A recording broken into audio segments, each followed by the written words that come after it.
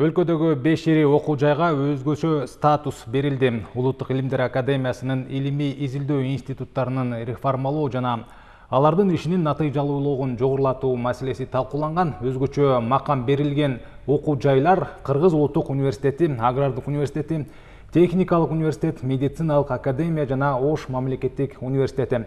Ушунун айланасында сөз кылуу үчүн студиябызга юридика илимдеринин доктору, профессор, Улуттук илимдер академиясынын академиги, эмгек сиңирген юрист Чолпонкул Арабаев жана филология илимдеринин кандидаты, доцент Жусуп Баласагын атындагы Кыргыз Улуттук университетинин ректору Канат Садыков агайлар чакырдык. Агайлар, саламатсыздарбы? Студиябызга кош келипсиздер. Бул биздин билим берүү системасына ошондой эле 5 ири окуу жайга өзгөчө статус берилди. Карапайым калкка, жумурай журтка бул статус берилгени биздин билим сапатына кандай таасир этет? Ошону жөнөкөй тил менен түшүндүрүп берсек. Мен айтайын. Сизден баштайлы. Саламатсыздар, урматтуу телекөрүүчүлөр. Ошондой эле жалпы эле илим тармагында эмгектенген биздин ага эжелерди бүгүнкү эс алып аткан эс алуу күндөрү көңүлдүү болсун. Анан жаңы окуучулуна бир жакшынакай маанай менен, жакшынакай тилек менен келсин деген ойду айтуу менен баштайын деп турам. Албетте, мынакей эки президенттин жаңы указы жарык көрдү. Бирөө ошол жана мектеп директорлорун конкурстук негизде шайлоо боюнча деп, мынакей Кыргызстанда азыр баардык жерде массалык маалымат каражаттарында ар кандай ой пикирлер, ошонун көпчүлүгү абдан колдоп аткан учур. Анан экинчи жакшы указ, мектептен кийинки баскыч бул жогорку окуу жайларда. Анан жогорку окуу жайларда буга чейин дагы көп жолу талкууланып, айтылып келген өзгөчө статус дебедиңизби, макам депчи. Статус дегендин өзү юридикалык тилде белгилүү бир укукка, белгилүү бир милдетке, анан сөзсүз түрдө жоопкерчиликке ээ болгон 3 укуктук мындай жыйын биригип келип анан макамды берет да. Ошондуктан өзгөчө статустун берилиши биринчи кезекте ошол кошулган берилип аткан 5 окуу жайга дагы чоң жоопкерчиликти тартат деген ойдомун. Акыркы жылдарда биздин окуу жайлардын жалпы деңгээли абдан төмөндөп, ар кандай ой пикирлер айтылып, кээ бир окуу жайларда даже конкурс болуп жүргөн жерлерде абитуриенттердин саны, тапшыргандардын саны азайып, кача сөзсүз түрдө баягы окууга өтө турган абитуриенттердин саны жылда өсүп атпайбы. Бирок окуу жайларда жанагындай тийиштүү студенттердин ошонун ичинен бюджеттик негиздеги толбой калган учурлары болуп атат да. Ошондуктан бул указ өтө маанилүү. Себеби дүйнөлүк деңгээлде бүгүнкү күндө илим билимге катуу маани берип аткан учурда, мындай глобалдаштыруу мезгилинде бул туурасында айта турган ойлор дагы алдыда деп ойлоймун. Мунун ичинде жанагы баллон системасына кирип, акыркы жылдарда бир акыркы 10-15 жылдан бери ушунун үстүндө жана эки баскычтуу бакалавриат жана магистратура деп, анан кайра бүгүнкү күндө мынакей Россия биз үчүн эми образец да. Россия андан кайра баш тартып аткан учурда жанагындай указ менен 5 окуу жайларды, башкача айтканда бир жөнөкөй сөз менен, жөнөкөй тил менен айтканда сандан сапатка өтө турган мезгил келди го деп ойлойм. Албетте бир мезгилдерде окуу жайлар көбүрөөк ачылсын деп жана областтык деңгээлдерде, региондордо окуу жайлар ачылды. Мунун дагы өзүнчө бир пайдасы тийбесе да зыяны тийген жок деп ойлойм. Талай жаштарыбыз билим алып, бир топ жогорку билимге ээ болду. Бирок ошол эле учурда жогорку билимдин дагы сапаты төмөндөп кеткен учурду элибизде көп эле айтып жүрөт. Анан аны биз дагы жакшы билебиз. Ошондуктан указ менен жана жарлык менен бүгүнкү күндө 5 окуу жайга. Булар эми баягы Союздун мезгилинен бери келаткан, ошонун ичинен Кыргыз мамлекеттик улуттук университети, Агрардык университет, медициналык окуу жайлар, булар Союздун мезгилинде бери келаткан, өзүлөрүнүн баягы коомдо, ошонун ичинен Союздун мезгилиндеги өзүлөрүнүн орду бар, мыкты курулган окуу жайлар да. Ошондуктан буларга мындай калыс түз жакшы макам берилди го деп ойлойм. Канат Жалилович, айтсаңыз, эфирге чейинки маегибизде сиз баягы документ процедуралар боюнча айтып кеттиңиз. Ушул кайсы тепкичте келе жатат? Азыркы учурда сиздер жакшы билесиздер, бул жарлык кол коюлгандан кийин ошол учурдан баштап ишке кирди болуп эсептелинет. Бирок бул толук ишке кириш үчүн жарлыктын өзүндө көрсөтүлгөн мындай тапшырмалар бар. Анын ичинде министр кабинетине кыска мөөнөт ичинде тиешелүү токтомдорду жана жоболорду ушул берилип жаткан макамга туура келчү жана ошолорду камсыз кыла турган жанакыдай көрсөтүлгөн укуктар ишке ашыш үчүн тиешелүү жоболорду кайрадан карап чыгып, тиешелүү долбоорлорду даярдап тез арада мындай кабыл алыш керек деген тапшырды. Ошол азыркы процесс министрликтин астында атайын мындай бир жумуш топтор курулган. Көбүнчө анын ичинде юристтер, анан жогорку окуу жайлардын жетекчилери отуруп ушул жанакы кайсы тиешелүү өкмөт токтомдордо жана өзүнчө мына жогорку окуу жайлар боюнча жоболор бар. Анын ичинде өзүнчө тартиптери бүт баары көрсөтүлгөн. Ошол жердин кайсы жеринде эмнелерди толуктап, анан ушу улуттук университетке, Жусуп Баласагын атындагы биздин университетке, анан калгандагы 4 ири окуу жайга кайсы жерине тиешелүү болгон үчүн мындай оңдоолорду киргизиш керек деп. Мына ошонун ичинде ал эмне деген немелер? Жогорку окуу жайлар боюнча жобосу өзүнчө бекитилген өкмөттүн токтому менен. Анын ичинде жана лицензиялык окуу процессти жүргүзүш үчүн лицензияга ээ болуш керек. Лицензиялык тартиптерди да кандай өзгөртүш керек? Анткени азыркы президентибиз кабыл алып кол койгон жарлыктын негизинде биз өзүбүз лицензияга кайрылбай туруп өз укугубуз менен кээ бир жанакыдай жаңы адистиктерди өзүбүздөрдүн чечимдерибиз менен лицензиясыз даярдоого мүмкүнчүлүк алып жатабыз. Андан тышкары стандарттар боюнча, стандарт деген эми окуу жайдын жанакы окуу процессин жүргүзүү үчүн программанын эң ири деңгээлиндеги стандарт деп аталат. Ошолорду 5 жылга чейин мындай бир кабыл алуу, андан кийин оңдоо түзүүлөрдү киргизип жүрчүбүз. Анын баарын бул процессти министрлик башкарчу. Азыркы жанакы жарлык боюнча бизге тиешелүү мүмкүнчүлүктөрдө ошол стандарттарды биз өзүбүз кабыл алып, жана анын негизинде жанакы окуу процесске керектүү жана жаңы адистиктерди даярдаш үчүн окуу пландарды биз тез арада ошолорго жаңы багытка тууралап туруп кабыл алып өзүбүз ишке киргизүүгө мүмкүнчүлүк алдык. Бул процессти абдан тездетет. Жанакыдай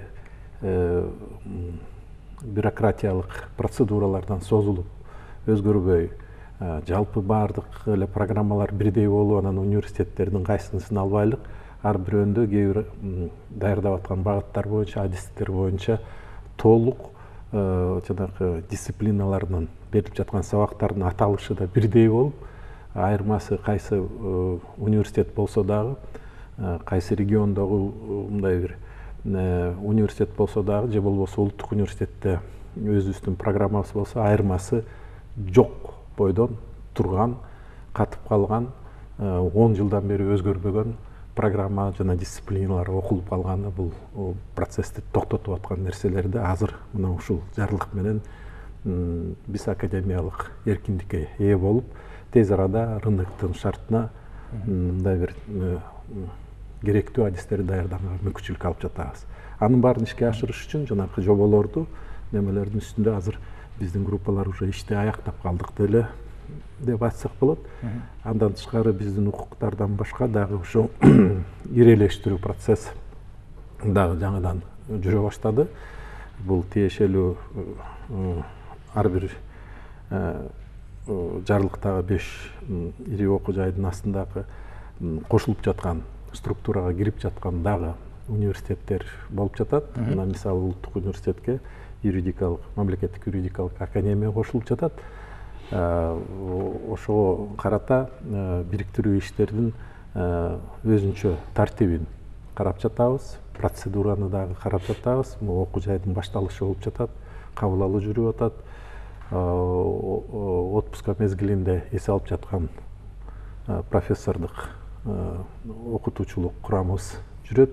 Алар кайра 1 сентябрдан окууга киргенде кандай акыбалда болот, ошонун баарын тартибин түшүнүктүү болуш үчүн кандай процедуралар кайсы мезгилде жүргүзүлөт, бириктирүү өзү эмнеге алып келет, ушул процедуралардын баарын тактап аткан учурубуз. Бириктирүү окутуучу профессорлук курамдын кыскартуусуна азыркы 1-жылда, окуу жылда алып келбейт. Эч кандай кыскартуулар болбойт.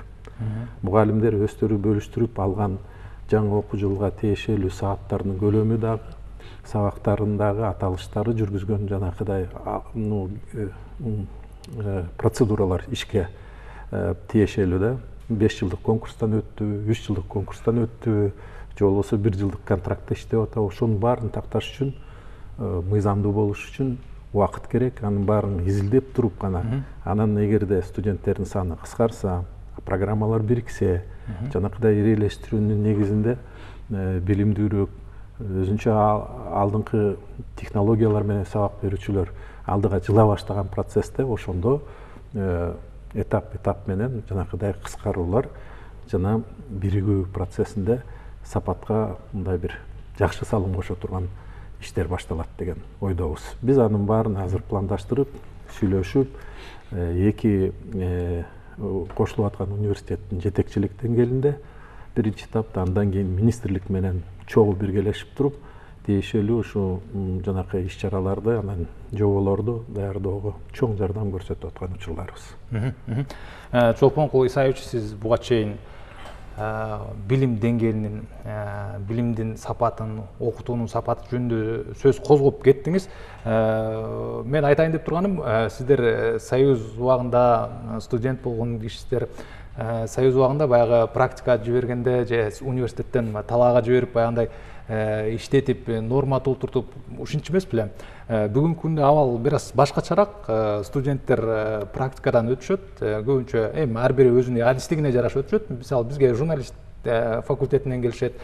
Бирок көп эле учурда баягы агрардык өлкө болгондон кийин биздин агрардык университеттен аз угабыз да, алар практикага чыгып, мынча эме жыйнады, түшүм жыйнады же буларды үйрөнүп келди деген дагы сөздөрдү аз угабыз.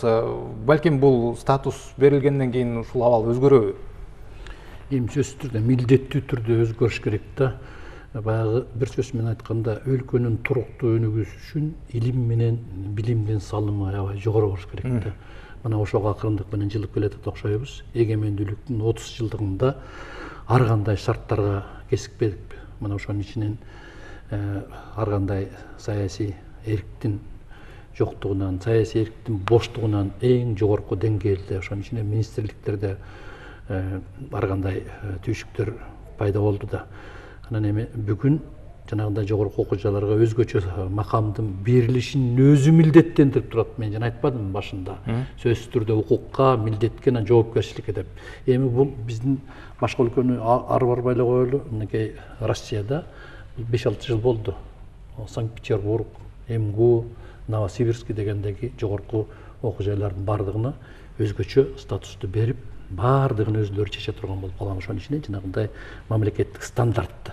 Мамлекеттик стандарт деген ал билимдин сапаты ошондон төмөн болбош керек деген маселе да.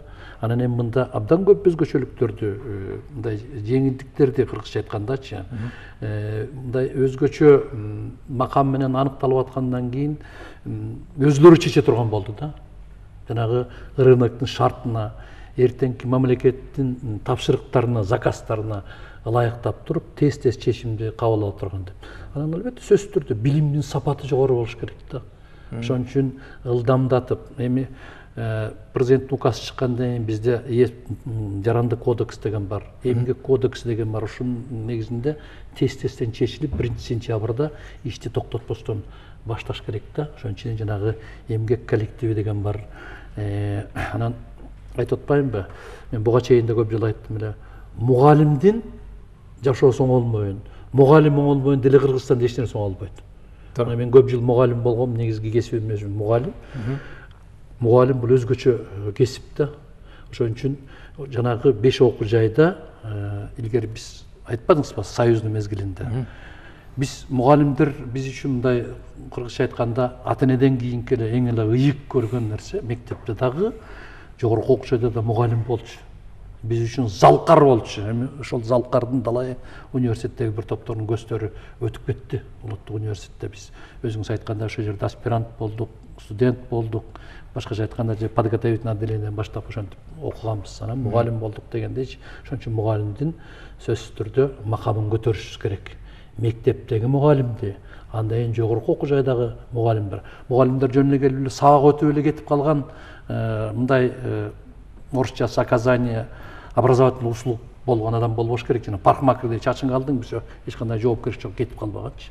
Сөзсүз түрдө мугалимде жанагындай мыкты билим бергенден сырткары баскан турганы менен мугалим үлгү болуш керек. Баскан турганы менен. Мугалим деген жанагы тарбия берүүчү болуш керек.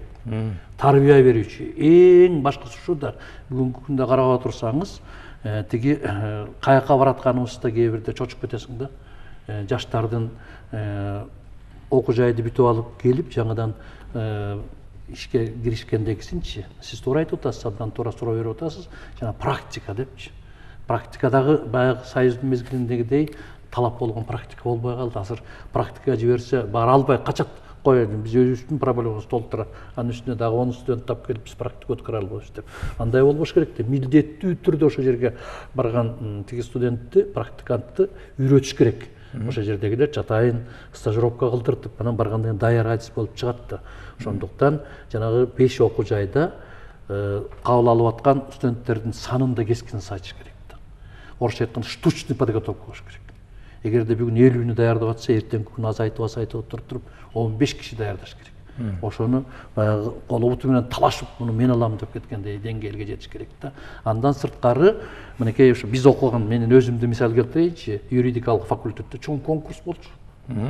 Ой, эң жогорку балл менен мен дегендер, 2 жылдык стажысы менен армиядан келгендер, партиянын мүчөлөрү ошентип атып аран кабыл алынган мезгили болгондо, конкурссуз дегеле өзү болбойт да. Комсомол коюп. Конкурс болуш керек да. Башкача айтканда, потенциалын ошонун ичинен илим менен интеграциялаш керек да. Илим менен интеграциялап, ар бир жанагы мугалим параллельно сөзсүз түрдө буга чейин да ошондой талап бар. Качественный состав деп коет жогорку окуу жайларда, сөзсүз түрдө илимдин кандидаты болуш керек, доцент болуш керек, илимдин доктору, профессор болуш керек деген сапат бар да. Же лицензия берип атканда баланча квадрат метр площадь болуш керек, баландай материалдык техникалык база болуш керек, андан сырткары интеллектуалдык база момундай болуш керек дегендейчи. Ошондой 5 статусу берилген жогорку окуу жайларда чынында эшиктен киргенден баштап тиги төргө чейин күскү болуш керек да. Мен ушуну айтайын деп атам. Анан жогорку статусту алдык деп эле ошол 5 окуу жайдын ректорлор өзүн өзү билип өтүгүн төр билип алсын деген указ эмес да бул. Сөзсүз түрдө сапат кыска убакыттын ичинде даярдалып аткан специалисттер, ошонун ичинен айрыкча жана педагогикалык багытты айтып атпайбызбы? Баткен менин жүрөгүм, Баткен, Кыргызстан Баткенден башталат деп мынакей мамлекет башчыбыз 2 күндүн биринде айтып атат. Мына ошол жерлерде мугалимдер жетпейт. Ошондуктан биз жана бакалавриат, анан магистратура деп атпайбызбы? Эгерде менин кеңешимди уга турсаңыз, параллельно кое беришибиз керек. Специалитетти баягы 5 жылдык окуу деген мурда жакшы болгон. Ошол специалитетти, допустим, ким кааласа, пожалуйста, 5 жылдык окуу, каалайсың, бакалаврды окуу дегендей кылса, акырындык менен анан тандалып отуруп, анан бизге өзүнүн өзү келет эле деп жана мен Болонский процессти жанагы тиги эме системаларды айтып атпайбы, Болонский система Scopus дегендердин бардыгы бир башкача бир мезгилдер болгондо ошонун артынан кууп, ошого статьясын чыгара албай канчалаган биздин жаш илимпоздордун баары кыйналып бүгүнкү чейин ишин алдыга жылдара албай жүрөт да. То есть ушул маселеде дагы жанагы 5 өзүнчө макам алган окуу жайлардын бардыгы тереңирээк ойлонуп, анан албетте биринчи кезекте укуктук нормативдик актыларын бүгүнкү тартипке келтириш керек. Мунун бардыгы Кыргыз Республикасынын мына жаңы конституциясынан келип чыга туруп аткан тыянактар деп ойлойм. Канат Жалилович, айтсаңыз, бүгүнкү күндө сиз жетектеп турган Кыргыз Улуттук университети дүйнөнүн башка, мисалы ошол эле Казакстан, Россиядагы жогорку окуу жайлардын деңгээлиндеги билимди берип жатабы?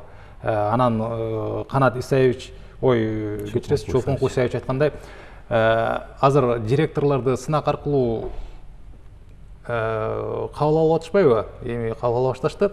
Мектептин директорлору. Мугалим ошол эле жогорку окуу жайларда иштеген мугалимдерди дагы ушундай сынак менен кабыл алып, бир өзүнө жараша бир аброю бар мугалимдер келип билим береби?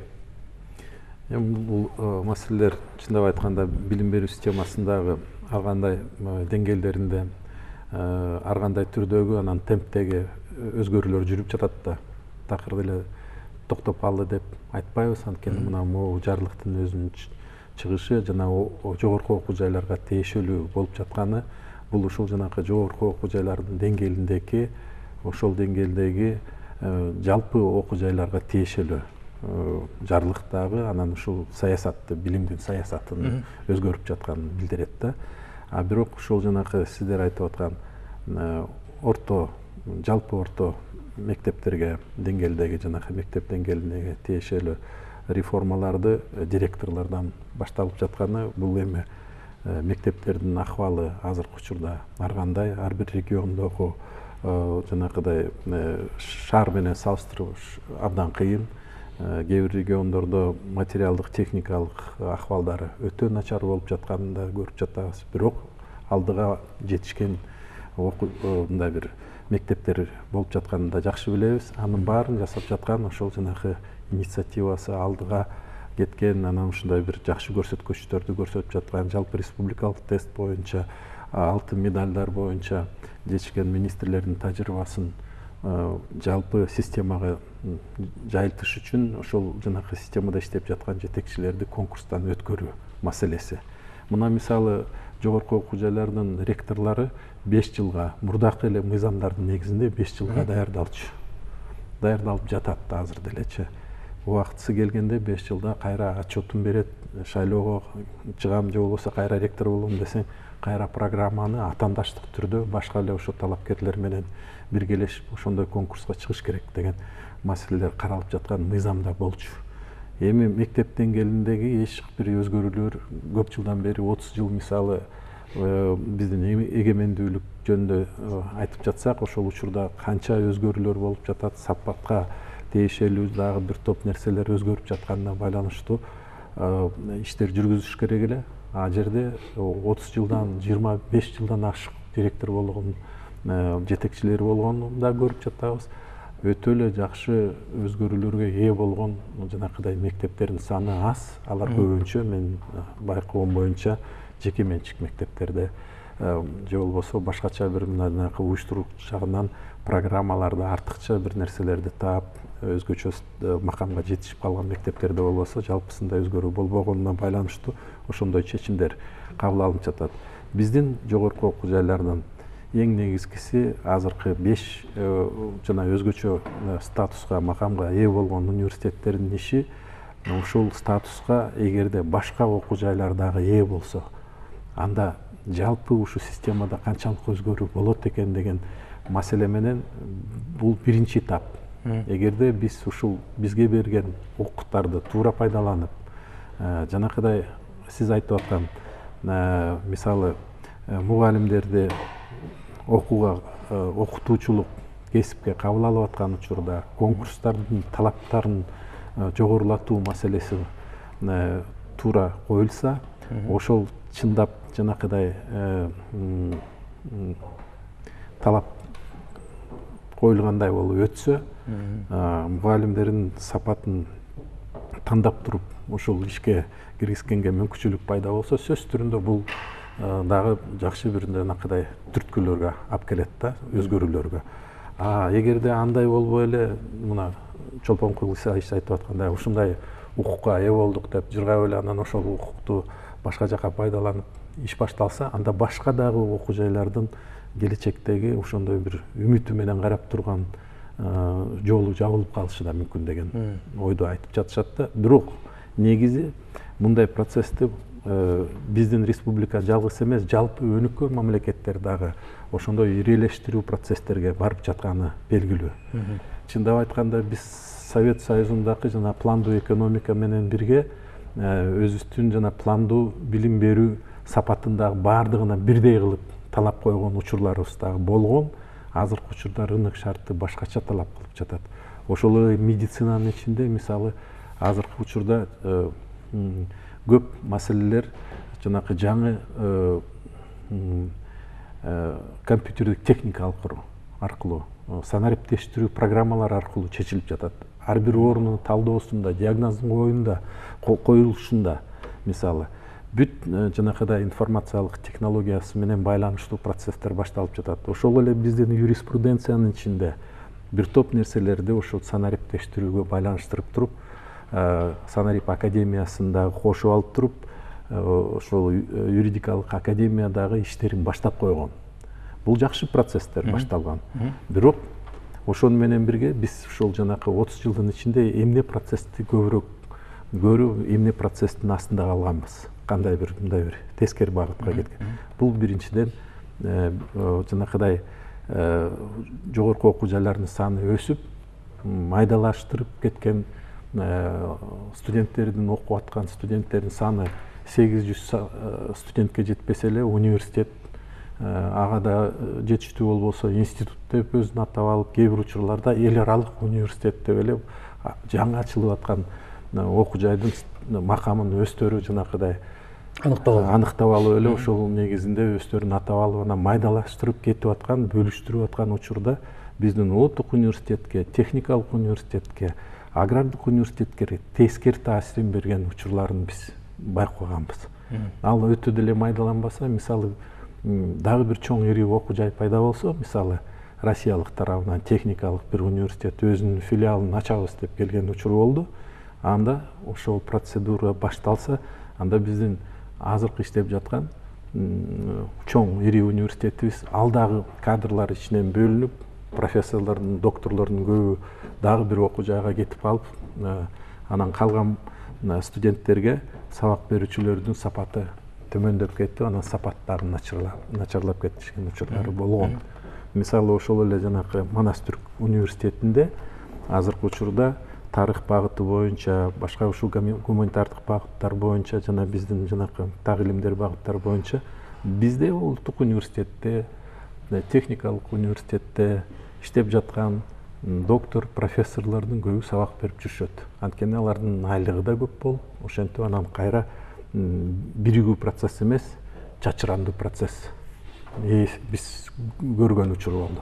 Биринчи жолу ушул президент Садыр Нуркожоевич кол коюп, өкмөт министрликтин жанакы кабинет, министрлер кабинетинин жетекчилиги бул процессти токтотуу менен бириктирүүшүн, ирелештирүү процессин ушул мыйзамдын негизинде, то есть жарлыктын негизинде жүргүзүп атканы, бул эми жаңы процесс башталып атканын бир жакшы белгиси да. Биз абдан жооптуу мамиле кылып жатабыз. Бул анткени бизди баары карап жатышат. Азыр окуу жайлардын баары көрүп жатышат. Кандай процесске алып келет, кандай жакшы жагына мындай бир иштер башталабы деп күтүп аткан учурда биз ошон үчүн ушу сентябрга чейин дагы бир топ мындай бир алдыга жыла турган жетишкендиктерге ээ болобуз деген ойдобуз. Анткени биз уже пландаштырып койдук алардын баарын. Кыска мөөнөттө жетишкендиктерди көрсөтүүгө аракет. Канат ага, сизге суроо бергим келип турат. Чолпонкул агай маектин башында белгилеп өттү. Азыр буга чейин студенттер, жогорку окуу жайларга тапшырган студенттер аябай көп болсо, ошол сан азыр азайып баратат. Ошол эле учурда, мисалы, менин инилерим бар, угуп жүрөбүз дегендей, 11 классты бүткөндөн кийин жогорку окуу жайга тапшырбайсыңбы десең, ал айтат, 5 жылда мен бутка туруп алам деген түшүнүгү бар да. Окубай эле. Мен окубай эле Россияга барып иштеп келип, бутка туруп алам. Анан окуу жайды жаңы бүткөндөр эми иштеп баштаса, мен уже башка деңгээлде болом. Туура, бул азыркы процесс эми биз деле байкап жатабыз. Баягы биздин университеттеги жалпы университеттердин саны жылдан жылга кыскарып атканы. Бул бир процесс. Бул дагы жанакы рынок шартына өткөндө жаштардын жанакы жогорку билимдүү болуп алып, 2 дипломду алып алышып, өздөрү башка жумуштарга ээ болушуп жүргөндөрүн көрүп алдык. Бул процессти жаштар деле көрүп жатышат. Бирок жогорку окуу жайдын негизги милдети бул жөн эле дипломду, формалдуу түрдөгү диплом эмес, формальный диплом деп айтылат. Анткени эми бакалаврдын дипломуна ээ болгондон кийин жогорку билимдүү болуп эсептелет да. Чында бул процесс азыр дүйнөдө дагы азайганы байкалууда. Формалдуу дипломдон азыр профессионалдык сертификат күчтүү болуп аткан учуру. Мисалы ошол эле компьютердик жана санариптештирүү багыты боюнча эл аралык жанакыдай ЦИСКАнын сертификаты алган жанакы улуттук университеттин же башка чоң ири башка мамлекеттин жанакыдай университеттердин ичиндеги дипломунан жогору турат. Анткени ал сертификатта конкреттүү түрдө өзүнүн профессионалдык деңгээли көрсөтүлгөн бул боюнча. Ошол сертификаттын негизинде ал моунча төлөмдөн төмөн профессияларга барбайт деген нерселери бар да. Ошон үчүн мына азыркы процесс бул негизи ирелештирүү дагы ошол жөндөн жөн жүргөн жок дүйнөдө. Анткени жалпы университеттеги иштеп жаткан, окуп жаткан студенттердин саны кыскарып атканына байланыштуу дагы ирелештирүү пайда болот. Анткени кээ бир россиялык окуу жайларда азыркы учурда кабыл алуу маселесинде, процессинде эң негизги маселеси бул студенттердин саны кыскарып атканы. Алар биздин бүтүрүүчүлөрдү ушул жерде Кыргызстанга келип туруп, жалпы республикалык тестти жетиштүү болбосо дагы алып өздөрүнүн экзамен менен өздөрү кабыл алып аткан учуру. Бул ушул процесстин ичинде биздин дагы университеттер эми биздин жарандар болуп атканына байланыштуу. Дүйнөдө азыр процесстердин ичинде баланы Европага жибериш же болбосо Россияга жибериш дагы өтө кооптуу маселе. Сөзүңүзгө кошумчалап айта кетейин. Мисалы, баягы программист адистиги боюнча жогорку окуу жайды бүткөн студент баягы дипломдук ишинде сайт түзүшү керек. Бирок ал сайт түзгөндү билбейт. Ал сайт түзгөндү билбейт, жанагы сиз айткан баягы сертификат берген деңгээлдеги баягы чакан окутуучуларга барып акча төлөп, анан чакан сайт түздүрүп алып, анан дипломдук ишин бүтүрүп атпайбы? Мындай да кыргызча бир сөз менен айтканда, билим берүүнүн сапаты өтө эле төмөндөп кетти деп айтсак болот да.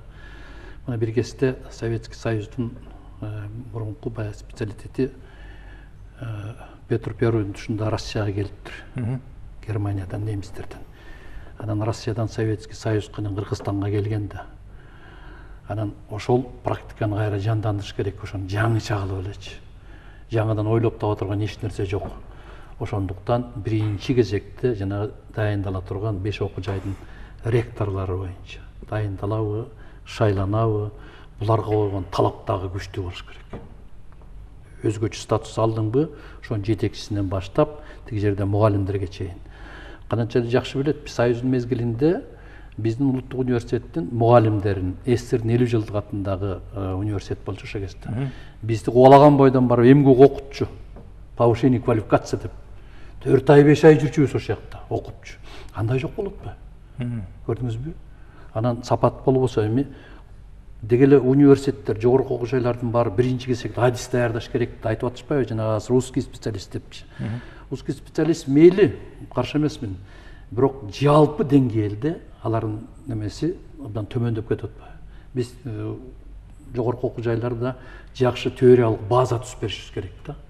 Анын эң жөнөкөй баягы Айтматтын тили менен айтканда адам тарбиялашыбыз керек. Бардык жагынан төп келген. Ошон үчүн маданияттуу болуш керек, жогорку билимдүү болуш керек, анан специалист болуш керек да. Биз ушуга жетишибиз керек. Ошондон барып турган Кыргызстандын анан жана өлкөнүн туруктуу өнүгүүсү ошондо башталат. Анан отуруп алып эле узкий специалист мындай кылдык, тигиндей кылдык деп. Мен даже мектептерди билем. Жана алтын медалга чейин жетип, олимпиаданы жеңип аткандар. Ошонун ичинен турецкийди жана башка окуу жайларда, мектептердечи бир эле химияны окутат экен да калган бар физкультурадан аспабаждан тигинден аспабаждан окутпайт баланычы. Мен өзгөсү менен көрдүм, маектешип да көрдүм. Отурат да эртеден кечке физиканы же химияны окутат, же тарыхты окутат, бүттү. Анан Ташматова барып бир тияктан анан баланча эмени жеңип келди. А кыргыз тилден сурап көр, адабиятты сурап көр, эчтеке билбейт. Көрдүңүзбү? Биз бул жагын аксап калып атабыз. Көрдүңүздөр, ушу комплекстик баягы советский системадагы берген билим жок болуп атат. Аны контролдогон эч ким жок. Мектептерде ушундай ошон үчүн жана мектептин директорлордун бардыгы азыркы 61-чи мектепте бузучу болуп атпайбыз, директорубуз ушундай болгон деп. Жок, эгерде мамлекеттик мектепте тиги директор болгусу келбей кааласа часын ачып алсын да. Мектептин директорлорунун частный лавочкасы эмес да, 30 жыл, 40 жыл бир жерде отуруп. Адам өзү деле өзүнүн терисин өзү батпай алат болуш керек. Бир жерде 40 жыл, 20 жыл иштесеңчи, ал мамлекеттикке да. Ошондуктан эч кандай конкурстан качпай этпей эле, эгерде мыкты директор болсо, үй болуп турат да тиги жерде. Конкурска катышсын деп алып, кайра директор болсун, ким каршы? Ошондуктан мен айтайын дегеним, мугалимдерге дагы жанагы 5 статус алган жогорку окуу жайдын ректоруна андан сырткары бир жакшы анализ жүргүзүш керек да. Мынакей акыркы 5 жылдык анализин чыгарып туруп, андан сырткары анан мүлкүн бир инвентаризация кылса деп ойлойм. Бүгүнкү күндө эмне деген байлык бар улуттук университетте, же болбосо агрардык университетте, же болбосо башка окуу жайларда. Ошонун канчасы буларга керек, канчасы кереги жок, канчасы талапка жооп берет, канчасы талапка жооп бербейт деп.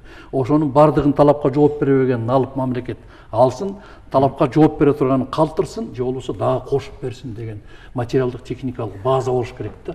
Мунсуз эгерде жанагындай макамдалган жогорку окуу жай алды жакка бара албайт. Ошондуктан мүмкүн болушунча келечекте биз студенттер жиберип атпайбызбы? Жанакындай стипендия берип деген типинде атабыз. Кеп аяка 30 студент жибергиче 3 мугалимди алып барып ошол Европадан же болбосо өнүккөн өлкөдөн окутуп келип, кайра бизге өзүбүзгө пайдалансак, ошол улуттук университетке же агрардык болобу же медакадемия болобу, анда Кыргызстанга 10 эсе тиги пайда болмок деген ойду айтайын деп атам. Ошондуктан сөзсүз түрдө министрлик ушундай бир атайын аналитический бир жакшы группа түзүш керек. Анан ошол аналитик группа аныктап чыгып, анан мынакей деп туруп анан баскычтан көтөрүшсө, анан ошондон мыкты жыйынтык болот. Андан сырткары дагы бир жолу мүлктү инвентаризация кылышыбыз керек. Каякта эмнебиз калды деп, жанагы мыйзамдарды инвентаризация кылбадыбы? Ошондо карап турсам, мен азыр Минюста член коллегиямын, карап турсак, бир күндүк мыйзамдар бар экен. Бир эле күн иштеп туруп бүттү, андан кийин жок да. Анан анысыкандай Улуттук илимдер академиясында болобу, же болбосо башка тиги атайын отраслевой жанагы институттарда болобу, жогорку окуу жайларда болобу, ошонун ичинде мектепте дагы. Жана мектептин директорлору кээ бир учурда кажайын болгон уже бүттү, кеткиси келбейт эч жака. Анан ошону менен чогулта берген. Телевизордун дагы катуураак айтып койсок болот. Жогорку окуу жайларда дагы ошондой болгон. Жалаң өзүнүн тууган урук, өкүл бала, анан кудасы өктүн баары чогулуп алгандагы иш алдыга жылбай аткан ушундан да. Ошон үчүн анан айла кеткендеги жазалып аткан иш. Бул ишти сөзсүз түрдө коомчулук колдойт го деп ойлойм.